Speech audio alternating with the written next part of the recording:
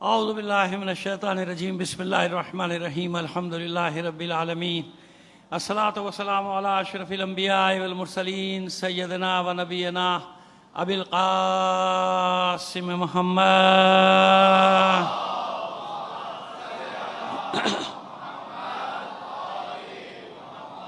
وآلہ الطیبین الطاہرین المعصومین ولعنت اللہ علی اعدائہم مجمعین من الان الى قیام یوم الدین اما بعد فقد قال اللہ تعالی فی کتابہ المبین وہو اصدق القائلین وقولہ الحق بسم اللہ الرحمن الرحیم وجعلنا منہم ائمة یہدون بامرنا لما صبروا وکانوا بآیاتنا یوقنون صلوات الہی فرما دیجئے محمد آل محمد.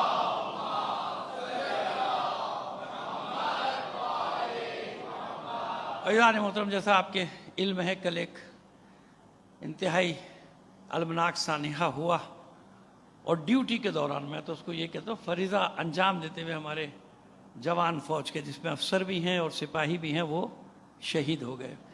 پرسوں لاپتہ ہوا تھا وہ ہیلی کاپٹر، کل اس کا معلوم ہوا. تو بہرحال ڈیوٹی پر تھے اور سیلاب زدگان کی مدد کرنے میں مصروف تھے. ظاہر اپنا فریضہ انجام دے رہے تھے نا، جو فریضے کو انجام دیتے ہوئے اپنی جان سے چلا جائے، شکار ہو جائے موت کا، تو اس کے لیے بھی ہمارے یہاں روایات میں کیا ہے، شہادت کا درجہ ہے. شہید ہے، اپنی ڈیوٹی کر رہا. اور پھر سب سے بڑی بات یہ کہ مظلوموں کی مدد کر رہا تھا. تو میں آپ سے گزارش کروں گا کہ ان تمام شہیدوں کے لیے، وہ جو ہمارے سپاہی کل شہید ہوئے جس میں جنرل بھی ہے اور ایک بیچارہ نائک بھی ہے، سپاہی بھی ہے، ان سب شہداء کے لیے اور اپنے ملت کے بھی تمام شہداء کو شامل کر کے ایک سورہ فاتحہ پڑھ کر بخش دیجئے گا. بسم اللہ.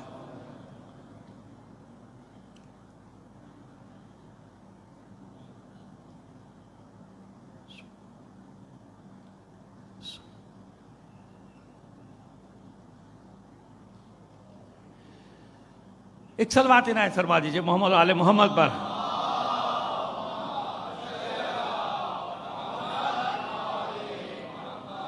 بات یہ کہ میں ہمیشہ سے ایک بات آپ سے کہتا چلا آیا ہوں، برسوں سے، جب سے مجھے یاد ہے کہ میں یہ کہتا ہوں کہ ہمارا حکومتوں سے جھگڑا ہوتا ہے، افراد سے نہیں، ہے نا، افراد سے نہیں. افراد تو ہر جگہ اچھے بھی ہوتے ہیں، برے بھی ہوتے ہیں کہ نہیں ہوتے. ہمارا جھگڑا ہوتا ہے حکومتوں کے ساتھ، محافظوں کے ساتھ نہیں. محافظوں کو تو بیچاروں کو آگے کر دیا جاتا ہے نا، ہمارے سامنے، ہے نا، ہمارے سامنے ان کو کر دیا جاتا ہے. لیکن ہمارا جھگڑا کس سے ہے؟ ہم ہمیشہ ٹکراتے ہیں حکومتوں کے ساتھ، حکمرانوں کے ساتھ. اب یہ تو جو بھی آئے گا اس کے ساتھ، یہ ہمیشہ بات ذہن میں رکھا کیجئے کہ ہمارا ان کے ساتھ جھگڑا ہوتا ہے. جیسے میں کے الیکٹرک کو جو روزانہ سلواتیں بھیج رہا ہوں، تو کیا کے الیکٹرک میں ہمارے بھائی ملازمین نہیں ہیں؟ کیا ہے نا، آپ کے بھی ہمارے بھائی بند ہیں. لیکن جب میں ان پر سلواتیں بھیج رہا ہوں تو مراد وہ تھوڑی ہوتے ملازمین بیچارے، ان کا کیا قصور ہے؟ میں جب سلواتیں بھیج رہا ہوتا ہوں تو کن پر بھیج رہا ہوتا ہوں؟ وہ جو یہودیوں کے ایجنٹ بیٹھے ہیں ہمارے اوپر، ہے نا، وہ جو ان کے بڑے بڑے افسران. ظاہر آپ یہ دیکھیے، میں ایک پروگرام ٹی وی پہ دیکھ رہا تھا، ابھی دو باتیں میں کرنا چاہتا ہوں کہ میں نے عرض کر دیا، جب تک ان کا قبلہ درست نہیں ہوگا میری زبان چلتی رہے گی اور ہر چیز ریکارڈ ہو رہی ہے نا. ایک ٹی وی پروگرام دیکھ رہا تھا اور یہی اسی کے اوپر چل رہا تھا، ٹاک شو کے الیکٹرک کے اوپر، مسائل پر. تو ایک فرعون نما انہی نے آدمی بھیجا ہوا، ان کا نمائندہ، جیسا نام تو میں بھول گیا، بدبخت کا، اچھا ہی ہوا بھول گیا. تو وہ بیٹھا ہوا تھا وہاں فائلیں لے کے اور دوسرے کرنے والے کے پبلک کو، یہ پبلک کو. میں حیران یہ ہو رہا تھا کہ وہ اتنا بدبخت تھا کہ اس کو اتنا بتایا گیا کہ لوگوں کا یہ حال ہے، لوگوں کا برا حال ہے، لوگوں کے پاس کھانے کو ان کے چولہے نہیں جل رہے، 15,000 تنخواہ، 8,000 روپے دبے. مگر وہ ایسا فرعون بن کے بیٹھا ہوا تھا اور وہ فائلیں کھول کے بتایا جا رہا، ٹھکا ٹک یہ ہے. بھئی حکومت کے ساتھ ہے نا تیرا، عوام نے کیا بگاڑا ہے؟ یہ ایسے بے حس لوگ ہوتے ہیں. اب اسے پوچھو کہ بھئی تیرا پیکج کیا ہے، اس ملون سے کوئی پوچھے، اب بھی سارے چینلز تک میری آواز جائے گی، کبھی ان کو بٹھاؤ اور ان سے پوچھو تمہارا پیکج کیا ہے، کتنی تمہاری تنخواہ ہے، اور تنخواہ کے علاوہ تمہارے الاؤنسز کیا ہیں، تمہاری مراعات کیا ہے. یقین مانیے ایک ایک افسر کا پیکج لاکھوں کا. اب اس بدبخت سے دوسرا سوال کرو کہ تو مراعات لے رہا ہے، یہ لاکھوں روپے تنخواہ کے لے رہا ہے، گاڑی تجھے ملی ہوئی ہے، ڈرائیور تجھے ملے ہوئے ہیں، ٹیلی فون تیرا فری، بجلی تیری فری، موبائل تیرے فری، ڈیزل تیرا فری. یہ کس کے پیسوں سے تو لے رہا ہے؟ کبھی سوچا قسمت کے مارو 22 کروڑ انسانوں، کبھی سوچا یہ کس کا پیسہ ہے جو اس کو مراد دی جا رہی ہیں؟ ان بدبختوں کو، ان کو دینے کے لیے لاکھوں کروڑوں پیکج ہے تمہارے پاس. کس لیے یہ پیکج دیا جاتا ہے؟ تاکہ وہ ہمیں ذبح کریں. اس لیے ان کو یہ مراد دی جاتی ہے کہ جتنا ان کی گردن پہ چھری چلا سکتے ہو چلاؤ، ورنہ پوچھے نا چینل کے لوگ بٹھا کے ان کا کیا پیکج ہے، تو کیا جواب دے گا؟ کیونکہ میں کے الیکٹرک کی خدمت کرتا ہوں، کے الیکٹرک کا خدمت گزار ہوں. ایک ملعون بھی یہ نہیں کہے گا کہ میں عوام کی خدمت کرتا ہوں. وہ ایک ہی جواب دے گا کہ میں ان کا نوکر ہوں، میں کے الیکٹرک کا ملازم ہوں، یہ مجھے تنخواہ دیتے. وہ تنخواہ کس کے پیسے سے دیتے ہیں بدبخت؟ ہمارا خون نچوڑا جاتا ہے تو تمہیں ملتا ہے. ان غریبوں کا، یورنگی کورنگی قصبہ بنارس یہاں کے رہنے والے غریب لوگ جن کی تنخواہوں سے زیادہ تو بل بھیجتا ہے، اور یہ بل بھیجنے کے تجھے لاکھوں روپے تنخواہ ملتی ہے. سمجھ میں آئی ہماری بات؟ یہ تو چلے گا، روز چلے گا. یہ اپنی حرکتیں نہیں چھوڑیں گے. میں اپنی عادت کیوں چھوڑ دوں؟ میں اپنی عادت کیوں چھوڑ دوں؟ ایک بات اور، صلوات بھیجیے محمد آل محمد پر.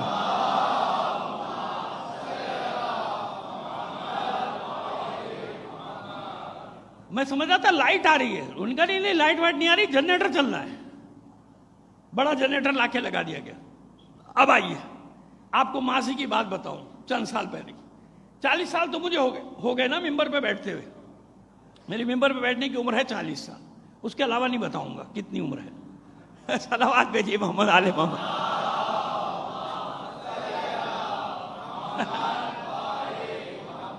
بس اتنا سمجھ لیجیے کہ قائد اعظم کے زمانے کا نہیں ہوں. اب آئیے، تو ہوتا یہ تھا، ایک طریقہ تھا، ایک دستور تھا، اب بھی ہے، کہ آخری مجلس میں ہر ذاکر، ہر خطیب، ہر عالم میرے سمیت، یعنی مجھ سمیت، شکریہ ادا کرتا تھا، ہے نا؟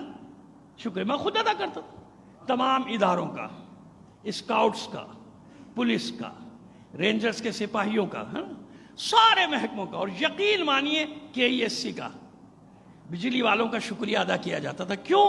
جتنی مرکزی مجالس ہوتی تھی نا، وہاں ان کی گاڑیاں کھڑی رہتی تھی، ٹرک کھڑے رہتے تھے کہ کہیں عزاداری ڈسٹرب نہ ہو جائے. اور وہ کیا ہوتا ہے، بوسٹر کہلاتا ہے، پتہ نہیں کیا کہلاتا ہے، بڑے جنریٹر جو ان کے ہوتے ہیں، بہرحال کچھ کہتے ہوں گے، اس کا ٹیکنیکل نام ہے کچھ. تو بڑے بڑے جنریٹر لے کے کھڑے ہوتے تھے، اور ان کے آدمی بھی کھڑے ہوتے تھے ڈیوٹی پر. میری مجلس میں گواہ ہوں، اور سب بڑی مجلسوں میں کھڑے ہوتے تھے کہ اگر خدا نہ کرے کوئی فالٹ آ جائے تو فوراً وہ وہیں سے جوڑتے تھے کنیکشن، تاکہ عزاداری ڈسٹرب نہ ہو. اور پھر بتاؤں میں آپ کو، جب آخری مجلس میں ہم ان کا شکریہ ادا کرتے تھے تو وہاں سے یہ جواب آتا تھا کہ آپ ہمارا شکریہ ادا نہ کیا کیجئے، یہ امام حسین کی عزاداری ہے اور ہم بھی امام حسین کو مانتے ہیں. تو یہ تو طے ہو گیا کہ پہلے والے امام حسین کو مانتے تھے، یہ بدبخت یزید کو مانتے ہیں. یہ تو طے ہو گیا نا، یہ تو طے ہو گئی ایک بات کہ پہلے والے کہتے تھے کہ ہمارا شکریہ ادا نہ کیا کیجئے، ہم بھی امام حسین کو مانتے ہیں، ہم بھی یہ خدمت انجام دیتے ہیں فرض ادا کی، ہمیں بھی ثواب ملتا ہے کہ یہ مجالس میں کوئی خلل واقع نہ ہو، تو ہمارا شکریہ ادا نہ کیا کیجئے آپ، ہم بھی حسین کے چاہنے والے ہیں، ہم بھی حسین کے ماننے والے ہیں. اور اب والے تو طے ہو گیا نا کہ پہلے والے حسینی تھے، یہ والے یزیدی ہیں. ایک صلوات بھیج دیجئے محمد آل محمد پر. چلیے، یہ تو حصہ ہوا ان کا ایصال ثواب، ہے نا. اب ہم اپنے مضمون کی طرف آتے ہیں. بلند آواز سے ایک بار اور صلوات عنایت فرما دیجیے گا.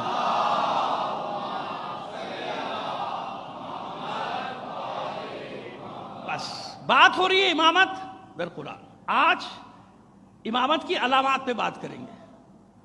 ہم نے اب تک معنی بتائے نا کہ کتنے معنی ہیں امام کے، کس کس معنی میں آیا ہے. اچھے معنی میں ہے، برے معنی میں بھی ہے، بہت اچھے امامت عامہ بھی ہے، خاصہ بھی ہے، ہر طرح کی ہے. ٹھیک، اور یہاں تک آیا کہ لڑو ان سے، کفر کے اماموں سے لڑو، شیطان کے اولیاء سے لڑو، ان لوگوں سے لڑو. ان کے لیے اولیاء کا لفظ بھی آیا، امام کا لفظ بھی آیا، قرآن میں، سب قرآن میں. بس امام کی علامت کیا ہے؟ بھئی ہم کہتے ہیں نا امام معصوم، امام کتنے بارہ ہیں؟ ہمارے برادران کے بھی امامت ہے، مگر ہمارے یہاں اصول دین میں کیوں ہے؟ وہاں اصول دین میں نہیں ہے، وہاں فروع دین میں ہے۔ کیوں؟ وہاں امامت ایک عام معنی میں ہے، کبھی آپس میں بیٹھ کے طے کر لو جو سب سے زیادہ قابل ہو اسے امام بنا دو۔ ہم کہتے ہیں کہ نہیں، یہ امامت خاصہ جو ہے یہ منصب اللہ دیتا ہے۔ آج وہیں سے لے کے چلیں گے آپ کو، یہ منصب کون دیتا ہے؟ یہ تو اللہ دیتا ہے۔ اللہ جس کو اس قابل پائے گا امتحانات کی منزل میں، یہ بھی ایسے نہیں دیتا۔ اگر ایسے ہی کسی کو دے دے تو بھئی دوسرا گلہ کرے گا قیامت کے دن، معبود تو نے امام بنایا، مجھے بنا دیتا میں بھی بن جاتا۔ تو اس میں اس کا کمال تو نہیں ہوا نا جو امام بنا، وہ تو اللہ نے بنا دیا نا۔ نہیں، اس کا کمال کیا ہے؟ اس منزل پر آئے گا، امتحان دیتے دیتے دیتے دیتے۔ انبیاء کی مثالیں دے چکا نا میں آپ کے سامنے پہلے، کہ جب تک امتحان کی منزل میں پورا نہیں اترے گا اگلا منصب، اس سے آگے والا منصب نہیں ملے گا۔ امتحان شرط ہے، اس کے بغیر کچھ بھی نہیں، سنت الہی ہے۔ امتحان کے بغیر ایمان کی منزلیں نہیں دیتا، امتحان کے بغیر ابو ذر کو منزل نہیں ملتی، امتحان کے بغیر سلمان فارسی کو منزل نہیں ملتی، امتحان کے بغیر مقداد کو مرتبہ نہیں ملے گا، امتحان کے بغیر میثم کو وہ بلندی نہیں ملے گی، امتحان کے بغیر عمار کو مرتبہ نہیں ملے گا، امتحان کے بغیر انصار حسینی کو وہ ابدی مقام نہیں ملے گا۔ یعنی عام مومن ہو، نبی ہو، پیغمبر ہو، امام ہو، جو امتحان کی منزل میں جتنا آگے بڑھے گا اس کا منصب بھی اتنا ہی بڑا ہوتا چلا جائے گا، اور اس کا ذکر بھی ویسے ہی پھیلتا چلا جائے گا۔ اب علی ابن فضال ابن شازان، اور کہیں علی ابن فضل بھی، کیونکہ فضل ابن شازان 8ویں امام رضا علیہ السلام کے صحابی ہیں، ان کے صحابی علی ابن فضل ان کے بیٹے۔ وہ سوال جواب کر رہے تھے امامت کے بارے میں، پوچھا امام سے، 8ویں امام سے، کہ فرزند رسول یہ امام کو پہچانا کیسے جایا ہے؟ میں نے جیسے سوال رکھا نا شروع میں، کیسے پہچانے بھائی، یہ بھی امام، یہ بھی امام، یہ بھی امام، یہ بھی امام، وہ امامت خاصہ کو پہچانا کیسے جائے کہ یہ امام ہے؟ ایک بات تو ہم نے بتا دیا نا کہ امام کا معنی لغت میں پیشوا، رہبر، یہ سب ہے، اور دینی لغت میں، شرعی لغت میں، کہ جو دین کا محافظ ہو، دین کی حفاظت کرے۔ رسول کے بعد جو دین کی حفاظت کرے گا وہی امام کہلائے گا۔ رسول کی حیات میں تو کوئی امام نہیں کہلایا نا، رسول کے بعد ادھر کے ہوں، ادھر کے ہوں، کہیں کے بھی ہوں، بعد میں آئے سب۔ بس امامت خاصہ کیا ہے؟ جو اللہ بناتا ہے، جو رسول بناتا ہے۔ تو فرماتے معصوم للامام علامات، امام کے لیے کچھ علامتیں ہیں، ان علامتوں کو دیکھ لینا، وہ علامتیں نظر آ جائیں، علامات نظر آ جائیں، وہی امام ہے۔ یکون اعلم الناس، امام کی پہلی صفت یہ ہے کہ جتنے بھی انسان ہوں گے ان سب سے بڑا عالم ہوگا۔ عالم الناس کا کیا مطلب؟ کسی سوال کے جواب میں نہ نہیں کرے گا، کسی سوال کے جواب میں یہ نہیں کہے گا کہ مجھے کوئی علم غیب تھوڑی ہے۔ امام کی پہچان یہ ہے کہ وہ یہ نہیں کہے گا مجھے کوئی علم غیب نہیں ہے، وہ کہے گا نہیں، اس سے بھی آگے کی پوچھنا چاہتے ہو تو وہ بھی پوچھ لو۔ ابھی مثالیں دے دیں گے، ابھی مثالیں دے دیں گے، لیکن پہلے روایت تو پوری کریں نا۔ پہلی صفت کیا ہے؟ یکون اعلم الناس واحکم الناس، انسانوں میں سب سے بڑا فیصلہ کرنے والا یہ ہے امام، امام خاصہ۔ اور لوگ فیصلے نہیں کرتے تھے، فقہ کی کتابیں لکھ دی، سب لکھ دی، مگر قاضی کوئی اور ہوا کرتا تھا۔ امام کون ہے؟ کہ جہاں حاکم وقت بھی جب کسی مسئلے میں الجھ جائے تو مانے یا نہ مانے، فیصلے کے لیے اسی کو بلائے گا جو احکم الناس ہوگا۔ فیصلے کے لیے کسے بلائے گا؟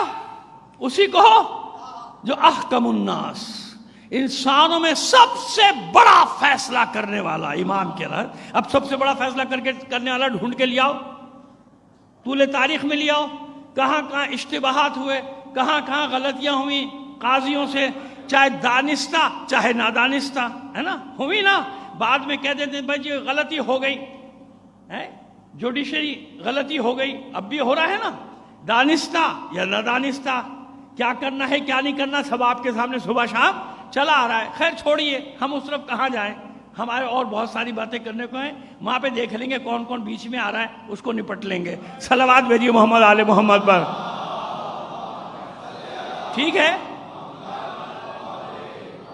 نا؟ لیکن احکم الناس یعنی اس کا فیصلہ آخری فیصلہ، اس کا فیصلہ آخری فیصلہ، اس سے بڑا کوئی فیصلہ کرنے والا نہیں ہوگا، کوئی اس سے بڑا فیصلہ کرنے والا نہیں ہوگا۔ کیوں؟ احکم الناس واتقى الناس، انسانوں میں سب سے زیادہ متقی، انسانوں میں کیسا متقی؟ انسان ہوں گے متقین، وہ ہوگا امام المتقین، خلیفۃ المسلمین بنے، امیر المومنین بنے، کسی کی جرت ہوئی امام المتقین اپنے ساتھ لگاتا۔ اتقى الناس یعنی ہر زمانے میں جتنے بھی متقی ہوں گے وہ ان کا امام ہوگا۔ قرآن نے دعا نقل کی ہے نا، والذین یقولون ربنا هب لنا من ازواجنا وذریاتنا قرۃ اعین واجعلنا للمتقین اماما، سورہ فرقان کی 74ویں آیت نقل ہوئی نا کہ کچھ لوگ ہیں جو اللہ کی بارگاہ میں دعا مانگ رہے ہیں، پالنے والے، کچھ اچھی ازواج دے دے، کچھ اچھی اولاد دے دے، انہیں ہماری آنکھوں کی ٹھنڈک بنا دے اور ہمیں متقین کا امام بنا دے۔ تو لاؤ نہ ڈھونڈ کر، یہ کون ہے متقین کا امام؟ کہاں ہے یہ متقین کا امام؟ اس پہ تو ہم نے مجالس پڑھ دی، لیکن ایک اشارہ کر دیا، اتقى الناس یعنی تمام انسانوں میں متقی ترین۔ تو کون ہوگا متقی ترین؟ سب ہے متقی، جیسا بھی ہو متقی، وہ کیا ہوگا؟ امام المتقین، وہ ہوگا امام المتقین۔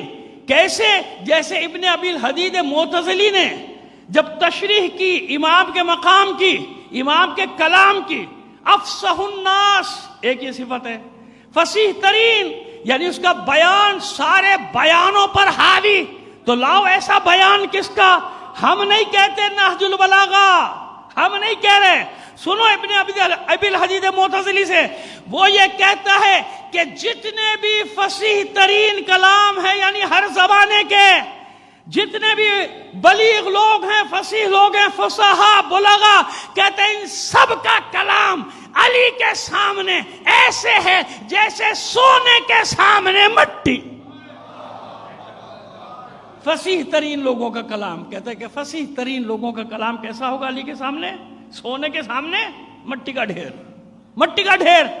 اسی لیے کہا گیا نا تحت کلام اللہ فوق کلام البشر، اللہ کے کلام کے بعد اور انسان کے کلام سے والا کوئی وہاں تک پہنچ نہیں سکتا۔ کہا امام فرمانے ابھی ختم نہیں ہوئے علامات، یہ ہے امام، امام فرمانے یہ ہوگا احلم الناس، حلیم ترین، انسانوں میں بردبار ترین۔ کیسا بردبار؟ سختیاں کہیں تک پہنچ جائیں، حلم کے دامن کو ہاتھ سے نہیں چھوڑے گا۔ اس میں ایک ایک صفت پہ تفصیل ہے، لیکن نہیں، ہمارا وقت کیونکہ محدود ہے نا، اور ابھی میں اور آگے بھی بڑھ کے جانا ہے، تو ابھی اس طرح سے اشارے کرتے چلے جا رہے۔ بس احلم الناس، عالم الناس، احکم الناس، اتقى الناس، اسخى الناس، انسانوں میں اس سے بڑا سخی کوئی نہیں ہوگا، سخی ترین ہوگا۔ اسخى الناس، کوئی اس سے بڑا سخی انسانوں میں نہیں ہوگا، وہ سب سے سخی۔ کیسا سخی؟ کسی نے آگے تعریف کی نا حاتم طائی کی، یاد رکھیے گا، حاتم طائی بے شک مسلمان نہیں، کیونکہ اس وقت اسلام آیا نہیں تھا، مسیحی تھا، بنی طائی کا تھا نا، بنی طائی کا بھی ہم نے پڑھا ہے پچھلے سال کہیں اشرِ ثانی میں، عدی ابن حاتم کے باب میں جب ان کا تفصیل پڑھی تھی تو اس میں پڑھا تھا حاتم طائی کے بارے میں۔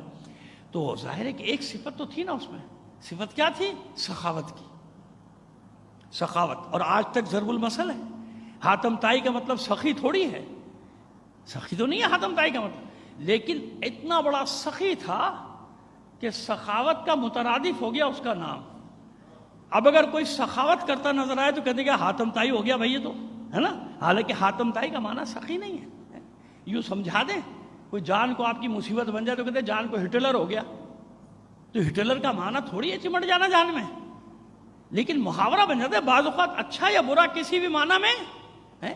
جیسے میں نے ابھی کہا یہ یزید تھوڑی ہے کہ الیکٹرک، لیکن صفت یزیدوں والی ہے۔ صفت کس کی ہے؟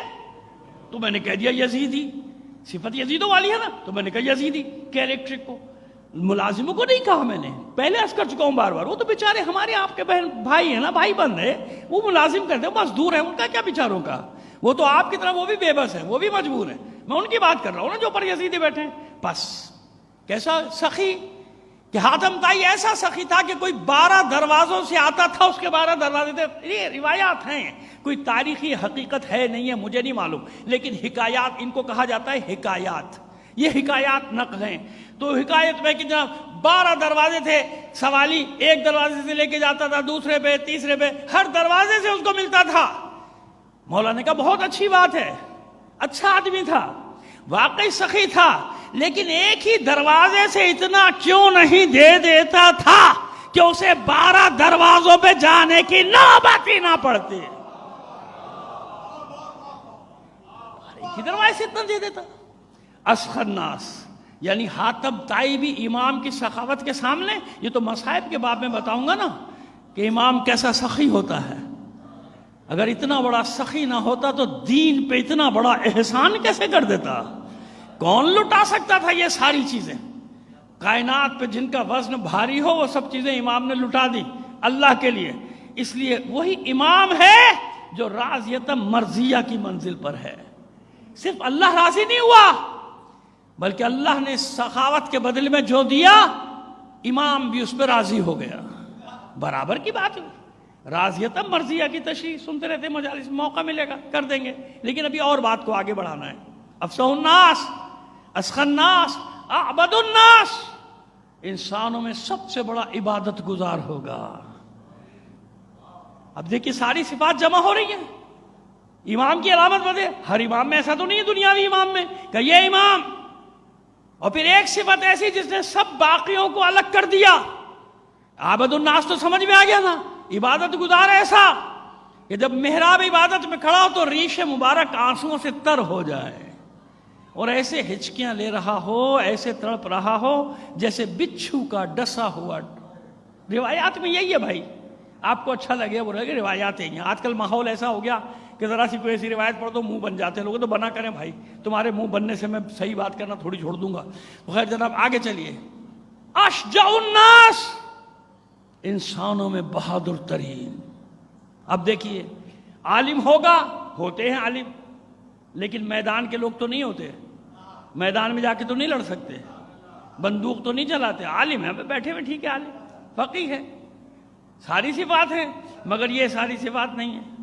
اور کسی میدان کا ہے تو دوسرا میدان خالی ہے. ساری صفات نہیں ہے کہ عبادت کے میدان میں بھی عابد الناس یعنی اس جیسا کوئی عبادت گزار نہ ہو، کوئی نہ اس جیسا. اور میدان میں کیسا ہو، علم میں کیسا ہو، علم میں اس سے بڑا کوئی عالم نہیں، میدان میں اس سے بڑا کوئی شجاع نہیں. یہ تو روایت ہے، روایت پوری کرتے ہیں پھر آیت لاتے ہیں. پہلے روایت پوری کر دیں. یہ تو بھی روایت ہے، لوگ کہیں گے آپ کہتے ہیں قرآن، ابھی تو روایت پڑھ رہے ہیں آپ. ہاں روایت پوری تو کر لوں نا. یلد مختونا ویکون مطہرا، اس کی پیدائش پاکیزگی ہی پاکیزگی ہوگی، طہارت ہی طہارت. بڑے احتیاط سے میں نے لفظ استعمال کیا ہے، سمجھ گئے آپ، کیونکہ معصوم کے منصب کا تقاضا ہی ہے. اب کوئی سنے گا میری مجلس کو کہے آپ نے لفظی ترجمہ نہیں کیا، تو میں خود کہہ رہا ہوں کہ میں نے لفظی ترجمہ نہیں کیا. حد ادب ہے، میرے مولا کا حد ادب ہے. لہذا کیسے ہو سکتا ہے کہ مجھ جیسا ایک گنہگار، ایک ادنا سا طالب علم، اور کر دیتے لوگ بیٹھ کے ترجمہ ممبر پہ. میں ہمیشہ کہتا ہوں کہ نہیں، حد ادب، حد ادب. لفظی ترجمہ بعض چیزوں کا نہیں ہوتا. بس کتنا بہترین ترجمہ ہے کہ امام جس کی ولادت پاکیزگی ہی پاکیزگی، جو طاہر و مطہر دنیا میں آتا ہے. یوں سمجھ لیجئے آپ. صلوات بھیجئے محمد آل محمد پر. یکون مطہرا، اور صفت ویرا خلفہ ہی کما یرا من بین یدہ. ایک امام کی صفت یہ ہے کہ پشت پر بھی ایسے ہی دیکھ رہا ہوگا جیسے سامنے دیکھتا ہے. یعنی اس کی نگاہیں ہر طرف ہیں. یہ نہ سمجھنا آپ سو رہا ہے تو کچھ نہیں معلوم، میں پیچھے کھڑا ہوں تو نہیں معلوم. کرتے تھے نا پیچھے کھڑے ہو کے حرکتیں، نقل اتارتے تھے. جن کے لیے قرآن نے جن پر لعنتیں بھیجی، جن کے لیے کہا گیا انا شانئک ھو الابتر، یہ جن کو کہا گیا بڑے بڑے نام ہیں. ڈرتا ہوں نام لیتے ہوئے کوئی رشتہ دار نہ نکل آئے کہ میرے پردادا کو گالی دے دی، تھانے جا رہا ہوں. ہاں پتہ نہیں بھائی، پتہ نہیں ہے، حالانکہ خود ہی تفسیر میں بھی لکھا کہ یہ فلاں فلاں آدمی تھے اور اس کا بیٹا تھا مروان ملعون، اور اس کا باپ، اب تو لے دیا میں نے نام، ابھی تک اس کا کوئی رشتہ دار پیدا نہیں ہوا، ممکن ہے تھوڑے دن میں جب یزید کے پیدا ہو گئے تو اس کے بھی پیدا ہو جائیں گے بھائی، پتہ نہیں ہے لوگوں کا کب کس سے رشتہ جوڑ بیٹھے ہیں، ہماری دشمنی میں ہیں۔ صلوات بھیجیے محمد آل محمد پر۔ چلیے جناب بات کو آگے، ایک بار اور صلوات بھیج دیجیے گا محمد آل محمد۔ آئیے، نقلیں اتارتے تھے نا پیچھے تو سمجھتے تھے اللہ کے رسول کو معلوم نہیں ہے، اللہ کے رسول کو معلوم ہوتا تھا، اب تر کا تانا دیتے تھے، پیچھے پیچھے نقل اتارتے ہوئے چلتے تھے۔ تو انہی لوگوں کو اللہ نے کیا کیا تھا، اللہ کے رسول نے شہر بدر کر دیا تھا، کلمہ پڑھ گیا تھا، اس لیے مارا نہیں کہ نکل جاؤ واپس نہیں آنا، تاریخیں ہیں بھائی، سن لو جس کو نہیں پتا، اللہ کے رسول نے نکال دیا، اور پہلے دونوں دور میں ان کو واپس نہیں لایا گیا تھا، کیوں؟ سب جانتے تھے کہ اللہ کے رسول نے نکالا ہے، جو اللہ کے رسول سے راندہ درگاہ کر دیا جائے، سمجھ میں آگے؟ بس اتنا جملہ کافی ہے، باقی نتیجے خود ہی لوگ نکالتے رہیں گے۔ صلوات بھیجیے محمد آل محمد پر۔ بس ہر طرف دیکھ، وَيَرَى خَلْفَهُ كَمَا يَرَى مِن بَيْنَ يَدَيْهِ، جیسے وہ سامنے دیکھتا ہے بالکل ایسے وہ عقب میں، یعنی ہر طرف، یہاں تک ہے نا بات، مطلب کیا ہے؟ ہر طرف دیکھتا ہے، آج دیکھ رہا ہے یا نہیں دیکھ رہا؟ سامنے ہو یا نہ ہو، ہم نہیں دیکھ رہے نا، وہ تو دیکھ رہا ہے۔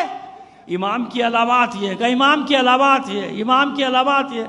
دو صفت پہ بات کر لیتی ہیں آج، باقی پہ کل قرآن سے حوالہ دے دیتے ہیں دو صفات کا، کہ کہا یہ معصوم نے بتایا، دو صفت لے لیجئے، عالم الناس اشجع الناس، انسانوں میں سب سے بڑا عالم ہوگا۔ اب جو مطلب دے کے جا رہے ہیں بس دیکھیں، آپ سے التجا ہے ضائع نہ جانے دیجیے گا نا، اور بھولیے گا بھی نہیں، اونگ نہیں آ جائے کسی کو، ایک دو آدمیوں کو اونگ آ جاتی ہے، میں اوپر سے دیکھ رہا ہوتا ہوں۔ صلوات بھیجیے محمد آل محمد پر۔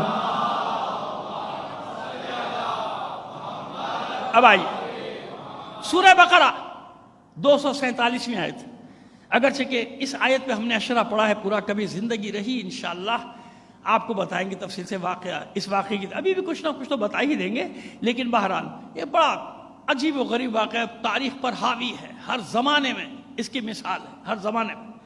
ان اللہ اصطفاہ علیکم وزادہ بسطۃ فی العلم والجسم واللہ یؤتی ملکہ من یشاء واللہ واسع علیم۔ اللہ نے، بے شک اللہ نے طالوت کو، کسے؟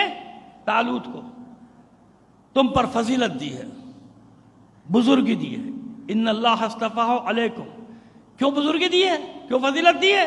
ذرا سا پس منظر آیت کا بتانا پڑے گا نا، ذرا سا بتا دیں۔ ہم نے کہا کہ بڑی تفصیل ہے، مسئلہ صرف اتنا سا ہے کہ جالوت کا زمانہ ہے، بنی اسرائیل اس زمانے کے مومن، جو قرآن نے جیسے کہا نا انی فضلتکم علی العالمین، اس زمانے میں تمہیں ہم نے فضیلت دی تھی، وہی تھے اس وقت بنی اسرائیل۔ تو وہ جالوت حاکم تھا، مردوں کو مار دیا جاتا تھا، قتل کر دیا جاتا تھا، یا غلامی میں لے کے، یا احرام مصر جو بنے وہ غلاموں نے بنائے، بنی اسرائیل سے بنواتے تھے، وہ رسیوں سے باندھ کے پتھر کھینچ کے لے جاؤ اوپر، وہ استحصال ہوتا تھا بیچاروں کا، اس وقت بیچارے تھے، آج نہیں، اس وقت کی بات کر رہا ہوں۔ تو وہ جناب ان کے ساتھ برا شتا، اور صدیاں گزر گئیں، کئی صدیاں گزر گئیں، بڑے پریشان، کیا کریں؟ نبی کے پاس آئے، اپنے زمانے کے نبی جناب شموئیل، اور کہیں الف سے ہے جناب اشموئیل، کوئی مسئلہ نہیں، ٹھیک ہے نا، بتا دیا میں نے دونوں تلفظ، جناب شموئیل یا جناب اشموئیل۔ نبی تو ہوتا تھا نا، 70,000 نبی ہیں ان میں، بنی اسرائیل میں جو گزرے ہیں، ایک کے بعد ایک، ایک کے بعد ایک، اور ایک وقت میں بھی کئی نبی ہوتے تھے۔ یہاں جہاں جالوت و طالوت کا معرکہ ہے تو یہ فلسطین کا علاقہ، کنعان کا، اس وقت ذرا سرحدیں کچھ اور قسم کی تھیں، شام کا کچھ علاقہ شامل ہے، فلسطین ہے، کنعان ہے، بحرین ہے، یہ سارے علاقے شامل ہوا کرتے تھے۔ سرحدیں تو آپ جانتے ہیں بدلتی رہتی ہیں، تو وہ جناب علاقہ وہی ہے، صحرائے سینا کا علاقہ، یہ سارے علاقے ہیں۔ تو ان کی حالت یہ ہے، 1.5-2 صدیاں گزر گئیں، 3 صدیاں گزر گئیں، مار کھاتے آئے جناب شموئیل کے پاس، اور آنے کے بعد کہا دعا کیجئے کوئی سردار اللہ ہمیں بھیج دے، اپنی بارگاہ سے کوئی سردار بھیج دے، کوئی رہبر بھیج دے جس کی سربراہی میں ہم لڑیں دشمنوں سے۔ تو اس نے کہا بھائی ایسا نہ ہو کہ وہ سردار بن جائے تم اس کو مانو ہی نہیں۔ کہا کیوں نہیں مانیں گے؟ جبکہ یہ ہو رہا ہے ہمارے ساتھ. یہ سورہ بقرہ کی 239ویں آیت سے لے کے چلیں گے تو آگے 48-49 تک یہ پورا واقعہ آپ کو مل جائے گا. یہ بھی اشارہ میں نے دے دیا آپ کو. کیوں نہیں لڑیں گے بھائی؟ اچھا لڑو گے، ٹھیک ہے بات کرتا ہوں. دعا کی معبود میری قوم. اچھا آپ یہ دیکھیے کہ نبی کے پاس بھی دعا کرانے آتے تھے، اس کی مانتے نہیں تھے. آج بھی ہمارے پاس آتے تعویذ دے دو، اور بھائی میں تعویذ گنڈے والا مولوی نہیں ہوں، میرے پاس کیوں آ رہا ہے تعویذ لینے بھائی؟ اچھا میرے پاس بھی بڑے کرتب ہیں تعویذ دینے کے ہیں، کیوں نہیں ہے؟ دیتا ہوں، بٹھاتا ہوں میں یہی کرنا لیکن یہ فجر کے بعد، فجر کی نماز کے بعد منہ اتر گیا. یا تو اپنا اتنا رونا رو رہا تھا، یوں ہو گیا تباہ ہو گیا برباد ہو گیا، ایسا ہو گیا ویسا ہو گیا. جیسے ہی میں نے کہا فجر کی نماز کا کوئی دوپہر والا بتا دیں تو اپنی ہی مشکل حل کرنے کے لیے تو صبح نہیں اٹھ سکتا، 2 رکعت نماز پڑھنے. بتائیے کیا حالت ہے قوم کی، سب کی جگہ کا یار. تو میرے پاس تو جتنے نسخے نا بھائی یہ فجر کے بعد والے ہیں، دن کے ہے ہی نہیں. لہٰذا وہ کہیں اور چلا جاتا ہے، اس کو ڈھونڈو جو دوپہر والا ہو. جب میں 2 بجے سو کے اٹھوں آرام سے، نہا دھو کے ناشتہ واشتہ کر کے تیار ہو کے خوشبو لگا کے باہر نکلنے لگوں، اور وظیفہ بھی چھوٹا ہو 3-4 منٹ والا. یہ لمبے نہیں دیتے نا 1.5-2 گھنٹے والے بھائی وظیفے. سمجھ میں آ گئی بات؟ تو ایسے لوگ تھے. ہمیشہ انسانی فطرت یہی اسی طرح کام کر رہی ہے سب جگہ، یہی ہے. تو جناب آتے تھے دعا کے لیے، جو کہتے ہیں دم درود کے لیے. بیمار ہو گیا ذرا دم کر دینا، وہ پیغمبر بیچارہ وہ بھی کر دیتا. جاؤ بھائی چلو اس کو دعا کر دو، چلو جب ہو گیا جاؤ چھٹی. اب آ رہے دعا کر دو ہمارے لیے. دعا کر دیتے ہیں پروردگار کی مشکل حل کر دے، بھیج دے. اللہ نے دعا سن لی. اب یہ پس منظر بتا رہے ہیں، دعا سن لی، مان لیا بھائی آ جاؤ. قوم کو جمع کر لیا، قوم خوش، مل گیا سردار، مل گیا جس کی سربراہی میں لڑیں گے، آزادی حاصل کریں گے جالوس سے، یا یوں کہہ لیجیے فرعونیوں سے. جالوس سے نجات ملے گی. جمع ہو گئی قوم. شموئیل نے کہا مبارک ہو، اللہ نے طالوت کو تمہارا سردار مقرر کر دیا. طالوت کو، طالوت کا نام سنا سب کے منہ بگڑ گئے. طالوت اب آج کی اگر زبان میں کو دیکھیں، اورنگی کا رہنے والا، قصبے کا، ہمارا سردار بنا دیا، ہم ڈیفینس والے. سمجھ گئے مطلب؟ فکر بتا رہا ہوں، فکر علاقے کے نام پہ نہ جائیے، میں فکر بتا رہا ہوں. اتنے بڑے بڑے خاندان ہمارے، اور یہ مزدور کا بیٹا، غریب آدمی کا بیٹا، یہ ہمارا سردار. نہیں، ہم نہیں مانتے اس کو. اب یہ آیت آئی کہ سرداری کے لیے مالدار ہونا نہیں، جاگیردار ہونا نہیں، سرمایہ دار ہونا نہیں، کارخانے دار ہونا ضروری نہیں، بڑا خاندان ہونا ضروری نہیں، برادری کا بڑا ہونا ضروری نہیں. کہیں نہیں. 2 علامتیں بتائی قرآن نے کہ کون ہے تمہاری امامت کے لائق، کون ہے تمہاری رہبری کے لائق. ان اللہ اصطفاہ علیکم، نبی انہیں اللہ کا حکم بتا رہا ہے. یہ جو تم باتیں کر رہے ہو یہ نہیں ہے. پروردگار فرما رہا ہے کہ میں نے اسی طالوت کو تمہاری پوری قوم پہ بزرگی دی ہے. کس سبب سے؟ اس میں 2 خوبیاں ہیں، ایک یہ عالم ہے، ایک یہ بہادر ہے. ان اللہ اصطفاہ علیکم زادہ بسطۃ فی العلم والجسم. یہ تم سب سے زیادہ ہے جسمانی طاقت میں بھی، یعنی شجاعت میں بھی، اور علم میں بھی. تو معیار تمہاری دولت نہیں ہے، معیار تمہارا سوشل اسٹیٹس نہیں ہے، معیار تمہاری برادری نہیں ہے، معیار تمہارے پیچھے چلنے والا ہجوم نہیں ہے. معیار ہے شجاعت اور علم. یہ 2 چیزیں علم ہیں. واللہ یؤتی ملکہ من یشاء، اللہ جسے چاہتا ہے اپنا ملک عطا کر دیتا ہے. اللہ جسے اس قابل پاتا ہے. نہیں مانی، چلے گئے. جانے کے بعد کیا کریں؟ آپس میں تو ایک ہے ہی نہیں. جب میٹنگ ہوتی ہے ماشاءاللہ لٹھم لٹھا شروع، کیونکہ سارے لیڈر ہیں نا الحمدللہ. آپ کی بات نہیں کر رہا، بنی اسرائیل کی بات کر رہا ہوں. صلوات بھیج دیجئے محمد آل محمد پر. ہاں بھائی، نازک مزاج لوگ ہیں، برا مان جائیں گے. مولانا نے ہمیں کہہ دیا. بھائی میں آپ کو کہہ ہی نہیں رہا، میں تو بنی اسرائیل کو کہہ رہا ہوں. میٹنگ بلاؤ، اور جناب وہ آپس کے مسئلے الحمدللہ اتنے تھے ان کے بنی اسرائیل کے، سب سردار جمع. لیکن اب مانے کون؟ کیونکہ سب سردار. اچھا بولنا بھی ضروری ہے. یہ بول رہا ہے، اگر میں نہیں بولا تو میری سرداری ختم، یعنی میری لیڈری اپنی لیڈری ثابت کرنے کے لیے الٹا سیدھا بولو مگر بولنا ہے. لہذا شریف آدمی بھاگ گئے. بھئی یہ سارے بولنے والے ماشاءاللہ اب اتنے سارے لیڈر آ گئے, 1,500 2,000 ہو گئے ماشاءاللہ لیڈر بنی اسرائیل میں, لہذا بھاگو بھائی, اب اپنی ضرورت ہی نہیں رہی ان کو. سمجھ گئے بات؟ تو یہ ہوا. اب چند دن تک جب آپس میں لٹھم لٹھا ہوتا رہا, پھر طے پایا کہ بھائی مان لو اسی کو, کیونکہ ایک دوسرے کو تو مانتے نہیں ہو تم, اسی کو لیاؤ پکڑ کے. گئے بھائی, مان لیا بھائی, کیونکہ بار بار جاتے تھے نبی کہتے تھے نہیں اللہ نے بھی اسی کو رکھا ہے, تمہاری ناک رگڑنے کے لیے اسی کو رکھا ہے. مانو, ماننا پڑا. اب علامت مطلب معلوم ہو گئی. اب دیکھیے علم کی بات, کیسا علم ہے طالوت کے پاس. یہاں تک میں آپ کو بڑا خشک لے کر آیا ہوں نا. اب ایک مطلب دینے جا رہے ہیں جو اپنے آپ سے وعدہ کیا ہے, فراموش انشاءاللہ آپ سے کبھی بھی نہیں ہوگا. یہ مطلب جو اب دینے جا رہے ہیں آپ کی خدمت میں, آپ کے سپرد کرنے ایک معنی جا رہے ہیں, ایک مفہوم جا رہے ہیں. جمع کر لیا طالوت نے قوم کو. اب چلو بھائی نعرے لگاتے ہوئے حملہ کرنے, ایسا کیا نہیں. طالوت اتنے سادہ تھوڑی ہیں کہ ہجوم دیکھ کے بہک جائے. اور پبلک بہت آ گئی بھائی, اب لے چلو ان کو سڑکوں پہ. پتہ نہیں کتنی بار یہ منظر آنکھوں سے دیکھے کہ جب وقت پڑا تو اکیلے کھڑے بھائی, یا ایک دو اور کھڑے, باقی سب غائب, پتہ ہی نہیں کسی کا سڑک کہاں گئے. ارے کہاں چلے گا بھائی, ابھی تو اتنا شور کر رہے تھے, نعرے لگا رہے تھے, کیا ہوا کیا؟ تو ایسے نہیں ہوتا. جب تک تربیت نہ ہو لوگوں کو مت لے کر آؤ ایسے. تو طالوت نے پہلے تربیت سمجھایا کہ اتنا آسان نہیں ہے سامراجی طاقت سے لڑنا. سامراجی طاقت ہے نا اس وقت کی جالوت, استعمار سے لڑنا کوئی معمولی کام ہے, اتنا آسان کام نہیں سے لڑنا. لہذا پہلے ذہنی طور پہ تیار ہو جاؤ, جسمانی طور پہ تیار. لشکر تیار ہو رہا, اور جب لشکر تیار ہو گیا تو علم ہے, علم طالوت کے پاس. جانتے ہیں کہ خاص آدمی ہے, خاص, جو جالوت کو مارے گا. بتا دی گئی ہیں نا نشانیاں, نشانیاں بتا دی گئی ہیں. جانتے ہیں کہ خاص آدمی ہے جس کو مارے گا. ساری قوم کو جمع کیا. جناب داؤد کے والد اپنے سارے بیٹوں کے ساتھ پہنچ گئے جنگ لڑنے کے لیے. سب سے چھوٹا بیٹا داؤد, اس کو چھوڑ دیا. کہاں چھوڑ دیا؟ چلو جانوروں کی دیکھ بھال کرو, مویشیوں کی, بھیڑ بکریوں کی. حالانکہ روتے رہے کہ مجھے بھی لے چلو جنگ پہ. نہیں, چھوٹے ہو تم, 12-13 سال کے, کیا کرو گے جنگ میں جا کے؟ بیٹھو, دبلے پتلے بھی تھے, بیٹھو یہاں, بیٹھو یہاں, دیکھ بھال کرو. اچھا, اللہ نے داؤدی تو آپ جانتے ہیں نا تاریخ میں, اور ہے بے مثل ہے.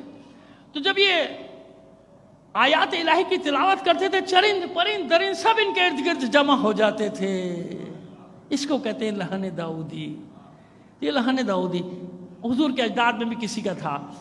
پھر صحیح. تو اب وہ جناب ہوا یہ, داؤد کو چھوڑ دیا.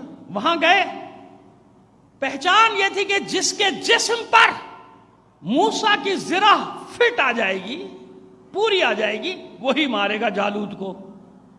یہ پہچان تھی, وہی مارے گا جالوت کو. جس کے جسم پر جناب موسیٰ کی زرہ کہاں سے آئی تھی بھائی؟ وہ تابوت سکینہ واپس آیا تھا نا, اللہ کا وعدہ تھا کہ تابوت سکینہ واپس آ جائے گا. اس تابوت سکینہ میں کیا تھے؟ تبرکات, جناب موسیٰ کی زرہ, عصا, تلوار, لباس, جناب ہارون کا بھی. یہ سب قرآن کی بات بتا رہے. تابوت سکینہ کا ذکر قرآن میں ہے, جس کو علامت قرار دیا تھا فتح کی. وہ تابوت سکینہ پہ جب مجلس کبھی پڑھیں گے تو پھر پڑھ دیں گے آپ کو تابوت سکینہ کیا تھا اور کہاں گیا تھا, کیسے واپس آیا. وہ زرہ پورے لشکر کو پہنا دی, کسی کے بھی پوری, کسی کی پوری نہیں. پوچھا ان بھائیوں کو, داؤد کے والد کو, بھائیوں کو, ان کو بلاؤ, یہ خاندان کے لوگ ہیں کہاں؟ ہاں ہیں, بلاؤ. باپ کو پہنائی, بیٹوں کو پہنائی, صحت مند لوگ ہیں, کسی کو نہیں آئی. لیکن جانتے ہیں طالوت کہ معاملہ یہی ہے. کہ یہ بتاؤ کسی کو گھر پہ چھوڑ کے آئے ہو کیا؟ میں نے کہا نا کہ نتیجہ جب آپ کو دوں گا نا پھر دیکھیے گا. کسی کو چھوڑ کر آئے ہو, گھر پہ چھوڑ کر آئے ہو؟ کہا کہ ہاں, باپ نے کہا چھوڑ کر دو, وہ تو چھوٹا ہے 12-13, ان سے بھی چھوٹا ہے, ان کے نہیں آ رہی, اس کے کہاں سے آئے گی؟ کیونکہ جناب موسیٰ علیہ السلام ماشاءاللہ قد و قامت, ان کی صحت سب قصص انبیاء میں پورا تفصیل لکھی ہے, لہیم شہیم انسان تھے, اور سینہ بھی باقاعدہ بہت چوڑا تھا آپ کا, قد بھی آپ کا زیادہ تھا. کہا کہ ان کو نہیں آ رہا, کہا کہ بلاؤ اس کو. اب بھائی پھیل گئے بھائیوں کو ویسے وہ برادران یوسف والا کیس تھا، داؤد کی آواز کی وجہ سے داؤد سے جلتے تھے، حسد کرتے گا داؤد، ارے کہنا سردار وہ کہاں سے آئے گا، وہ 12-13 سال کا، وہ جنگ بھی کرنا نہیں جانتا، وہ تو بھیڑ بکریاں چراتا ہے۔ کہا بلاؤ اس کو، بھیڑ بکریوں کو چھوڑو، تم اس کو بلاؤ جس کو چھوڑ کر آئے ہو۔ گئے بھائی، قاصد گئے، وہ دیکھا داؤد کھیل رہے، انہیں غلیل ہاتھ میں ہوتی تھی ان کے، غلیل سے نا شکار بھی کر رہے ہیں، اور جناب وہ پرندے بھی مویشیوں کو بھی دیکھ رہے۔ کہا چلو بھائی بلایا ہے تمہیں۔ کس نے بلایا؟ کہا طالوت نے، سردار نے۔ کہا بھائی تو نہیں لڑیں گے؟ کہا نہیں نہیں، سب کو پتا ہے، چلو ہمارے ساتھ۔ چلے تو گوپھن کہتے ہیں جس میں وہ پتھر رکھتے ہیں نا غلیل میں مارنے کے لیے، غلیل میں رکھ کے مارنے کو گوپھن کہتے ہیں، وہ تھیلا سا بغل میں لٹکا دیتے ہیں، وہ گوپھن میں لے کے چلے، وہ غلیل ساتھ لے کے چلے۔ آگے چلے تو قصص انبیاء کی بات بتا رہے ہیں آپ کو۔ ایک پتھر پیروں کے نیچے آ گیا اور کہتا ہے داؤد مجھے رکھ لو، میں بڑے کام کا ہوں۔ جناب داؤد نے اٹھایا، گوپھن میں ڈال دیا، چل بھائی تو آ جا۔ تھوڑا آگے گئے، ایک اور آیا، کہتا ہے مجھے رکھ لو، میں بھی بڑے کام کا، وہ میں کو مارے گا، میں سرے کو ماروں گا، تو بھی آ جا بھائی، رکھ لیا۔ اور آگے گئے، تیسرا، کہا مجھے تو اٹھاؤ، میں ہی تو ماروں گا جالود کو۔ آپ نے وہ تیسرا پتھر بھی اٹھا کے رکھ۔ اب جب پہنچے لشکر میں تو لشکر تو ہنس رہا ہے، بھائی یہ کیا لیا ہے بھائی، یہ کون سا آدمی آ گیا، 12-13 سال کا بچہ چلا آ رہا ہے، غلیل ہاتھ میں لیا۔ لیکن طالوت نہیں، طالوت تو جانتا ہے نا رازوں کو، طالوت جانتا ہے اللہ نے اس کو علم بھی دیا ہے، بہادری بھی دیا، سردار بنایا ہے، پیشوا بنایا، امام بنایا۔ طالوت کو وہ جانتا ہے، وہ نہیں ہنسا۔ آؤ بیٹا میرے پاس، یہ زرہ پہنو۔ اب سب ہنس رہے ہیں کہ اتنی چوڑی زرہ، اتنی لمبی زرہ اس کے قد کے برابر، اور طالوت اس بچے کو دے رہے کہ پہنو۔ اس کے بڑے بھائیوں کو نہیں، اس کے باپ کو نہیں ہے، پورے لشکر کو نہیں آئی، بڑے بڑے سپاہیوں کو نہیں آئی، اس کو کہاں سے آئے گی؟ لیکن جب اس بچے نے وہ زرہ پہنی تو سمٹ کے بالکل فٹ آ گئی۔ یہ ہے تاریخ، فٹ آ گئی زرہ۔ اب جب جنگ شروع ہوئی تو وہی 3 پتھر، ایک پتھر مارا میں منا تباہ کیا، دوسرے سے میں سرا تباہ کیا، تیسرا سیدھا جالوت کی پیشانی توڑتا ہوا نکل گیا۔ اب سنیے جو نتیجہ دینے جا رہا ہوں آپ کو، اب سمجھ میں آیا؟ سنو، عربوں کا علم کیا تھا؟ عربوں کا علم یہ تھا کہ پشت سے کسی آدمی کو دیکھتے تھے، اگر نام بھی نہیں جانتے قبیلہ بتاتے تھے، خاندان بتاتے تھے، سب بتا دیتے تھے کہ یہ فلاں قبیلے کا ہے، اس کا باپ فلاں ہے، اس کا دادا فلاں ہے۔ پشت سے دیکھ کے، یہ بھی بڑی بات، اگر چلا جائے تو قدموں کے نشان دیکھ کے بتاتے تھے کس قبیلے کا ہے، اس کی ننیال کون سی ہے، اس کی ددیال کون سی ہے۔ یہ بھی نہ ہو تو اگر کوئی قافلہ رات کو ٹھہرا ہو، صبح چلا گیا ہو، تو اونٹ اور اونٹنیوں کا فضلہ دیکھ کر بتاتے تھے کہ رات کو کون سا قافلہ ٹھہرا تھا، ان کے ساتھ کتنے اونٹ تھے، کتنی اونٹنیاں تھیں، اور اگر اس قافلے میں کوئی اونٹ کانا یعنی ایک آنکھ کا ہوتا تھا تو کہتے تھے کہ اس قافلے میں ایک اونٹ کانا بھی تھا۔ یہ جادو نہیں تھا، جادو نہیں تھا، کیا تھا؟ علم۔ علم، چہرہ دیکھتے تھے نہیں آدمی کا، فلاں قبیلے کا ہی ہے، فلاں قوم کا ہے، قد و قامت دیکھ کے۔ تو اتنا علم رکھنے والے عرب، اب سنیے، اتنا علم رکھنے والے عرب، ساری سیرتیں، تاریخیں آپ نے بھی لکھی ہیں حضور، ہم نے بھی یہی لکھا، آپ نے بھی یہی لکھا حضور، اور مولا کائنات میں سن و سال کا فرق ہے کہ نہیں ہے؟ نا، قد و قامت کا بھی فرق ہے، قد و قامت کا بھی فرق ہے، سن و سال کا بھی فرق ہے نا، ایسے ہی ہے۔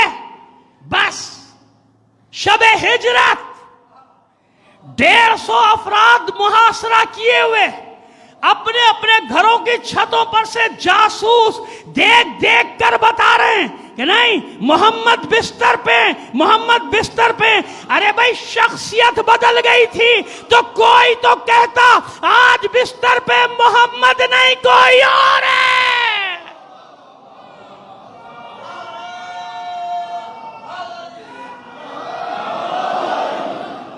اس لیے میں نے آپ کو اتنی دیر انتظار کرایا، اس لیے طالوت کا واقعہ پڑھا۔ بس یہ مشیت تھی، یہی تو وہ شب ہجرت کا بستر ہے جس پہ رات بھر کے لیے شبیہ بنا دیا تھا علی کو، کہ وہ سینکڑوں لوگ یہی سمجھتے رہے کہ محمد ہے، محمد ہے، محمد ہے۔ یہ راز تو جب کھلا، جب چادر کھینچی تو اندر سے محمد نہیں علی نکلے۔ سمجھ میں آ گئی بات؟ اللہ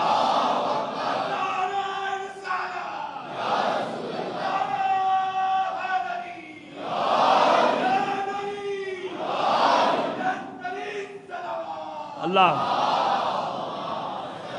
واللہ یؤتی ملکہ من یشاء، اللہ جسے چاہتا ہے، یعنی جسے اس قابل پاتا ہے اسے حکومت دیتا ہے، اسے ملک دیتا ہے۔ علم اور شجاعت، علم ہو شجاعت نہ ہو جب بھی قوم کو مروا دے گا، بہادر ہو علم نہ ہو جب بھی بیڑا غرق ہے، نہیں، دونوں چیزیں ساتھ ہونی چاہیے، علم بھی ہونا چاہیے اور قوت فیصلہ بھی ہونا چاہیے، دلیر بھی ہونا چاہیے، بہادر بھی ہونا، انشاءاللہ اطمینان رکھیں۔ میں نے کل بھی خوشخبری پہ ختم کی تھی نا مجلس، اب بھی خوشخبری پہ ختم کر رہا ہوں، اطمینان رکھیں، حالات جیسے بھی ہوں، کچھ بھی ہو، اللہ کا وعدہ، کل ایک وعدہ بتایا تھا نا، آج پھر ایک وعدہ بتا دیتے ہیں۔ سورہ نور میں وعدہ کیا اللہ نے، وعد اللہ الذین آمنوا منکم وعملوا الصالحات لیستخلفنہم فی الارض ولیمکنن لہم دینہم الذی ارتضی لہم۔ اللہ کا وعدہ ہے ان بندوں سے جو ایمان لائے، جو مومن بندے اور عمل صالح کیا، کہ ضرور بے ضرور روئے زمین پہ تمہیں اپنا وارث بنا دوں گا، خلیفہ بنا دوں گا، یعنی وارث بنا دوں گا، لا یستخلفنہم فی الارض ولا یمکنن لہم دینہم الذی ارتضی لہم ویبدلنہم من بعد خوفہم امنا۔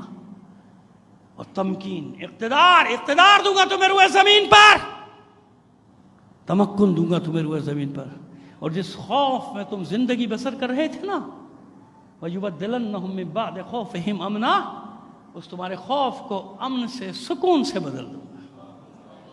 کس کے وعدے پہ بھروسہ کروں؟ وہی کل والی بات، کس کے وعدے پہ بھروسہ کروں؟ ان لٹیرے، ڈاکو، اسمگلر، ان سیاستدانوں پہ بھروسہ کروں یا اللہ کے وعدے پہ بھروسہ کروں؟ خدا کی قسم، حق کے راستے میں جو انسان کو تنہائی ملتی ہے نا، دنیا نہیں جانتی، اس تنہائی میں بھی ایک لذت، کیا ہوتا ہے؟ ایک لذت ہوتی کہ خدا کا شکر، لوگ کہتے ہیں نا اکیلے کھڑے ہیں آپ، تو اس وقت وہ بندے خدا شکر ادا کر رہا تھا کہ خدا کا شکر، میں ان میں کا ایک نہیں، میں ان میں کا ایک، میرا شمار ان کے ساتھ نہیں۔ ایسے انسان جتنا اللہ کا شکر ادا کرے کم ہے، اس کا مطلب ابھی تک ثابت قدم ہے، اور اللہ ایسے لوگوں کو آخری سانس تک ثابت قدم رکھے، ان میں کا نہیں، اس ہجوم کا نہیں، ان میں سے ایک نہیں، ذرا سے فائدے کے لیے، ذرا سی شہرت کے لیے، ذرا سے منصب کے لیے، ذرا سے تعلقات بنانے کے لیے قوموں کے سودے، ضمیر کے سودے، دین کے سودے، لیڈر ہے لیڈر، کچھ نہ کہو، کچھ نہ کہو، کچھ نہ کہو، لیڈر۔ چلیے وہیں تک رکھتے ہیں، انہی لوگوں تک رکھتے ہیں، آپ کہیں اور نہ چلے جائیے گا، ساری باتیں بنی اسرائیل کی کر رہا ہوں، یوں سمجھ لیجئے۔ ایک صلوات بھیج دیجئے محمد آل محمد پر، یہاں سب کچھ ٹھیک، یہاں سب کچھ اچھا، یہ ساری باتیں کس کی کر رہا ہوں؟ بنی اسرائیل، وہاں ہوتا تھا یہ سب، یہاں سب ٹھیک ہے، ماشاءاللہ سب کچھ اچھا ہے، ایسے ایماندار، ایسے دیانتدار، ایسے شریف، ایسے اچھے لوگ، ایسے رہنما دنیا میں کہیں ہے ہی نہیں۔ میں تو بلکہ دعا کرتا ہوں معبود یہ سارے کے سارے امریکہ کو دے دے، اسرائیل کو دے دے، یہ سب اتنے اچھے رہنما ہے نا، کتنے اچھے، صبح سے شام تک چینل پہ بیٹھ کے آپ دیکھ لیں کیسے باتیں کر رہے ہوتے ہیں اللہ رسول کی، یہ سب انہیں دے دیں، برطانیہ کو، اسرائیل کو، امریکہ کو. ہمارا تو 74 سال لگے نا بیڑا غرق ہونے میں. اب یہ اتنے تجربے کار ہو گئے، انشاءاللہ ان کا 74 دن میں ہی کام اتار دیں گے. 74 دن میں ان کا کام ہو جائے گا. تو یہ دعا کیا کرو پروردگار اتنے اچھے لیڈر سب کو دے دے. ذرا سے فائدے کے لیے شہر کھنڈر بن گئے، تباہ و برباد ہو گئے. منہ میں ہڈی ڈال دی گئی، خاموش. ہڈی بھی چوسی ہوئی، ہڈی بھی جھوٹی.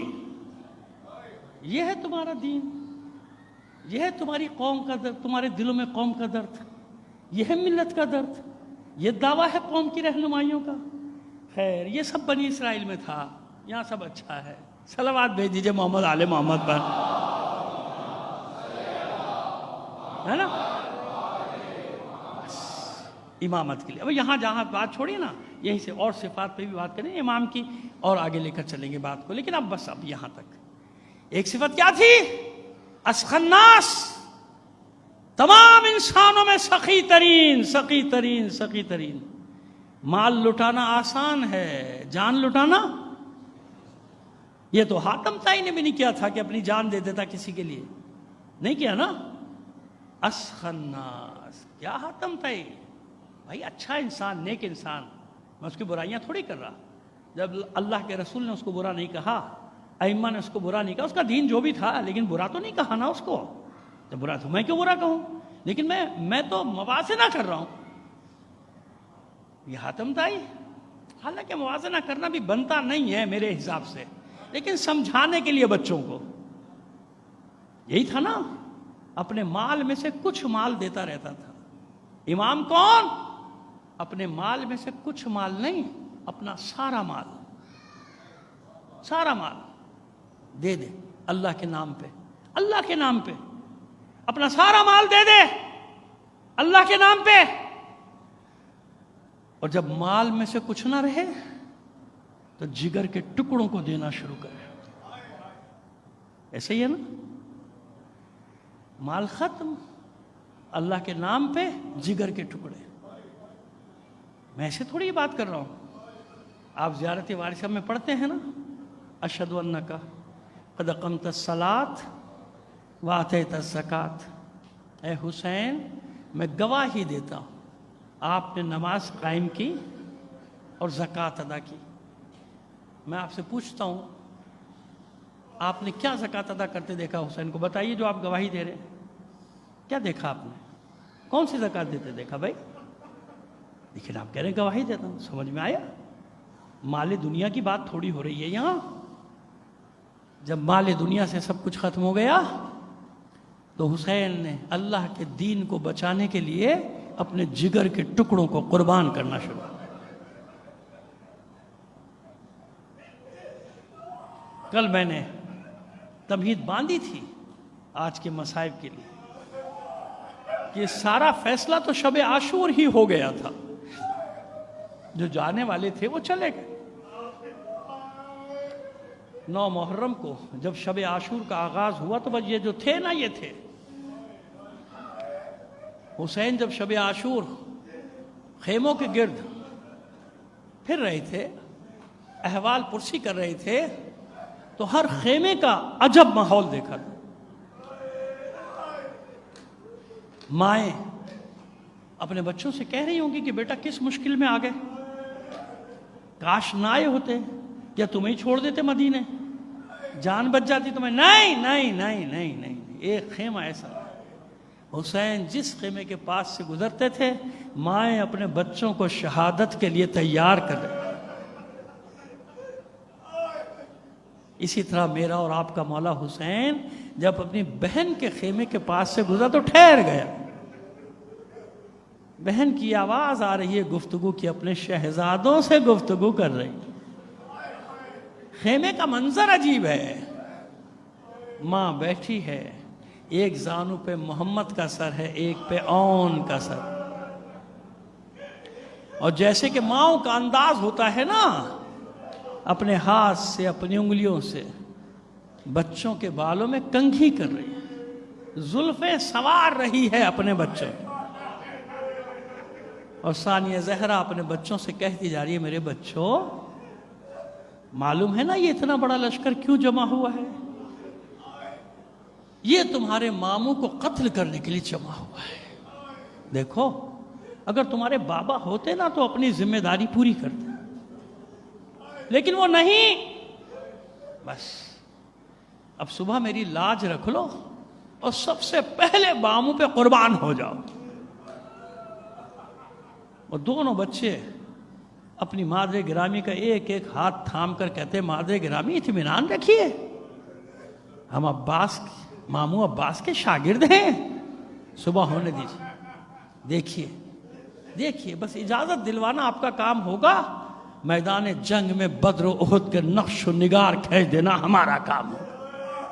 خوش ہو گئی ماں، خوش ہو گئی زینب، اپنے بچوں کی پیشانیوں کے بوسے لیے، میرے بچوں تم نے مجھے خوش کر دیا۔ اچھا بس دیکھو 2-3 نصیحتیں کر رہی ہوں، اس کا خیال رکھنا۔ دیکھو پہلی بات، خبردار نہر کا رخ نہ کرنا، میرے بھائی کے بچے پیاسے ہیں، علی اصغر پیاسا ہے، سکینہ پیاسی، نہر کی طرف نہ جاؤ، اگر پانی کی طرف گئے دودھ نہیں بخشو گے۔ مادر گرامی اطمینان رکھیے، ہم پانی کی طرف آنکھ اٹھا کر بھی نہیں دیکھیں۔ اور دیکھو بیٹو میرے بچوں، ساتھ رہنا، دونوں مل کے رہنا، مل کے رہو گے طاقت بڑھی رہے گی، جدا مت ہو جانا۔ اور تیسری نصیحت کہتی ہے، میرے بچوں کوشش کرنا پسر سعد کے خیمے تک پہنچ جاؤ،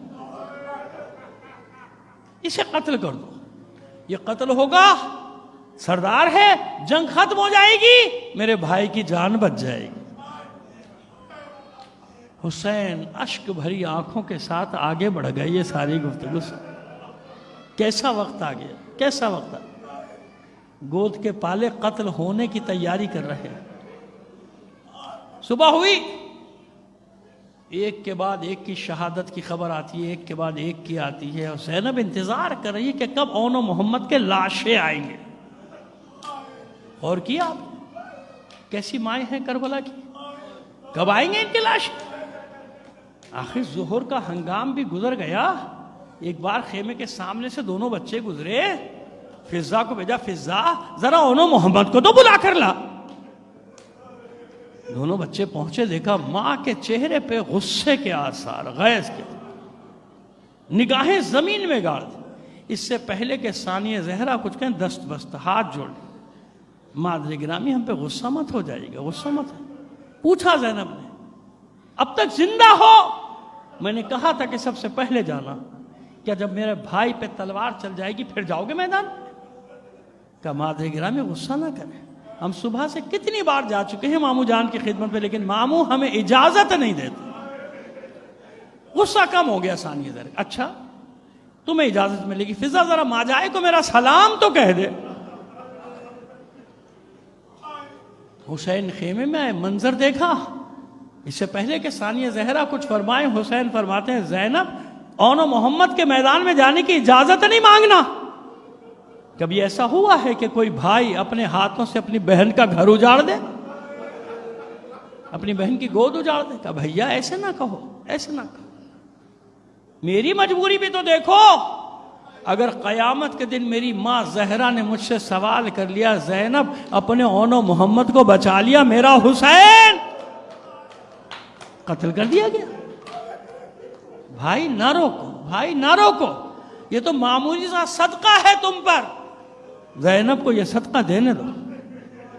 اس طرح اجازت لی ہے۔ حسین نے دونوں شہزادوں کو خود سوار کرایا، ایک کو حسین نے، ایک کو عباس۔ جب دونوں شہزادے میدان کی طرف چلے تو عباس نے حسرت بھری نگاہوں سے دیکھا اور کہا، میرے شہزادوں دھیان سے، مسکرا کے کہا، ماموں جان آپ ہی کے تو شاگرد ہیں۔ میدان میں آئے، للکارا، رجس پڑی، سنو، جو جانتا ہے وہ جانتا ہے، جو نہیں جانتا وہ سنو، ہم جعفر طیار کے پوتے اور حیدر کرار کے نواسے ہیں، جس نے انہیں جنگ کرتے نہیں دیکھا، آؤ ہمارے سامنے۔ ایسی رجس پڑی کہ اچھے اچھوں کے پتے پانی ہو گئے۔ جو آتا تھا، کسی کو بڑا بھائی جہنم رسید کرتا تھا، کسی کو چھوٹا بھائی، चिल्ला कर पिसर साद ने कहा ये लश्कर खत्म कर देंगे ऐसे पूरा, एक साथ हमला करो। ज़ैनब के शहजादों पे पूरा लश्कर टूट पड़ा, लेकिन शहजादों ने भी ऐसा हमला किया कि लड़ते हुए पिसर साद के खेमे तक पहुंच गए। वो मलून खेमे की पुष्ट से निकलकर भागा, चिल्लाता जाता है 2 बच्चे तुम्हारे काबू में नहीं आते। भागता हुआ लश्कर कहता है 2 बच्चे नहीं, 2 नौजवान नहीं, जरा इनके लड़ने का अंदाज तो देख। ये हैदर कर्रार के नवासे हैं, जाफर तैयार के पोते हैं। भागते भागते कहते अच्छा ऐसा करो, करीब जाके नहीं लड़ सकते तो दूर से इन पर तीरों की बारिश करो।